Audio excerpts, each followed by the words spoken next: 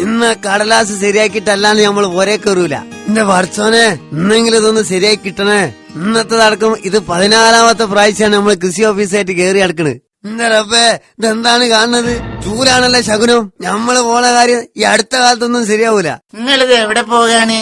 അനക്ക് പിയ്യാപ്പിള നോക്കാൻ. എന്തേ ഈ പോരുന്നുണ്ടോ? പോയ കാര്യം ശരിയാക്കാണ്ട് തിരിച്ചു വരൂലെന്ന് ശപഥം ചെയ്തു പോയല്ലോ വർച്ചോനെ. നിങ്ങൾ എന്താണ് പെറുപിറുക്കണേ? മാറി നിക്കണേ സൈത്താനെ.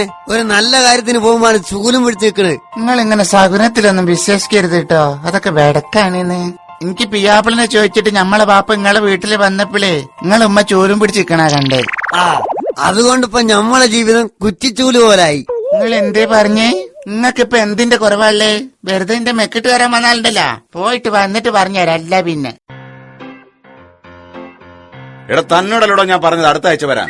അല്ല, കഴിഞ്ഞ ആഴ്ച നിങ്ങൾ തന്നെയല്ലേ പറഞ്ഞത്? ഞാൻ വാക്ക് പറഞ്ഞ വാക്ക്, അത് മാറ്റുന്ന പ്രശ്നമല്ല. ഇന്നും ഞാൻ അതിൽ തന്നെ ഉറച്ചു നിൽക്കുന്നു. അടുത്ത ആഴ്ച വാ. ഇയാൾ ഈ ഡയലോഗ് റെക്കോർഡ് ചെയ്ത് വെച്ചാണ് അടുത്ത ആഴ്ച വാ അടുത്ത ആഴ്ച വാന്ന് പറഞ്ഞ് ഓളാ ചൂലും പിടിച്ച് നിക്കണേ കണ്ടപ്പോ എനിക്ക് തോന്നിയാണ് ഇത് നടക്കൂലെന്ന്. എന്താ കപ്പൂർക്ക തനിച്ചിങ്ങനെ പിറുപിറുക്കുന്നത്? എന്ത് പറയാനാ ദാസ, രാവിലെ തന്നെ നല്ലൊരു കാര്യത്തിന് പുരന്നിറങ്ങിയാണ്. ഇറങ്ങുമ്പോ കണ്ട കാഴ്ച ഭാര്യ ചൂലും പിടിച്ച് നിക്കണാണ്. ആ കണ്ട പോലെ തന്നെ വന്ന കാര്യമായിട്ട് നടന്നുമില്ല. അന്നേരം ആ സൈത്താനോട് ഞമ്മള് പറഞ്ഞാണ്. അല്ല, നിങ്ങൾ എന്ത് കാര്യത്തിനാ വന്നത്? ഞമ്മളെ പറമ്പില് കൃഷി ഇറക്കാനുള്ള ഒരു അനുമതി കൃഷി ഓഫീസറുടെ കയ്യിൽ നിന്ന് വാങ്ങാൻ വേണ്ടി വന്നാണ്. ഇതും കൂട്ടി 13ാമത്തെ വരവാണ്. എന്റെ കപ്പൂർക്ക, ഈ ആവശ്യത്തിന് വേണ്ടി ഞാനിത് 25ാമത്തെ വരവാ. ജോലി കണി കണ്ടൊന്നൊരു കുറ്റമായിട്ട് കാണാൻ പറ്റൂലെന്ന്. എന്തൊക്കെ നല്ല നല്ല കണികൾ കണ്ടിറങ്ങിയതാ ഞാന്.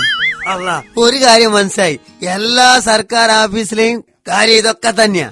നമ്മൾ കാണുന്ന കണിയിലല്ല കാര്യം, സർക്കാർ ഓഫീസർമാരെടുക്കുന്ന പണിയിലാണ് കാര്യം. എന്റെ ഗഫൂർക്ക, വെറുതെ സൂറാനെ രാവിലെ തന്നെ ചീത്ത പറഞ്ഞു. ഇനിയിപ്പൊ പെരെ പോയാ ഓളെ തൊള്ളയിലൂടെയും കേക്കണല്ലോ റബ്ബേ.